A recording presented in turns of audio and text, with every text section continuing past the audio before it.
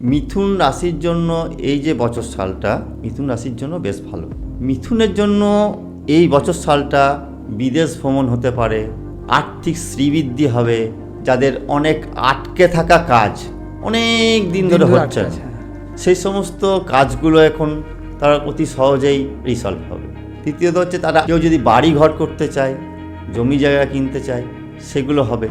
তবে এই বছর সালে হয়তো ভাতৃবিরোধ বা যদি বোন থেকে থাকে এদের সঙ্গে কোনোরকম বিরোধিতা আসার সম্ভাবনা রয়েছে। আফটার অল এই বছর সালটা মে মাসের পর থেকে মিথুন রাশিদের জন্য ভালো। এদের বিয়ে থাওয়ার দিকটাও এবছর ভালো আসবে, কর্মের গতিও বাড়বে, কর্মচঞ্চলতা বাড়বে এবং মেন্টালিভাবে যেগুলো চাইছিল এতদিন ধরে মনস্কামনা পূর্ণ হবে। হ্যাঁ, বিশ্বরাশির মতন এরও সেই জিনিসটা আসবে। এর পুরো ভিডিওটা দেখতে গেলে অবশ্যই বংমন্ত্র ইউটিউব চ্যানেলে যাও এবং সেখানে এই পুরো ভিডিওটা আছে। এবং যদি এই ধরনের ভিডিও ভালো লেগে থাকে তো অবশ্যই চ্যানেলটিকে সাবস্ক্রাইব করো, কারণ বংমন্ত্র চ্যানেলে এই ধরনের ভিডিও আসতেই থাকবে।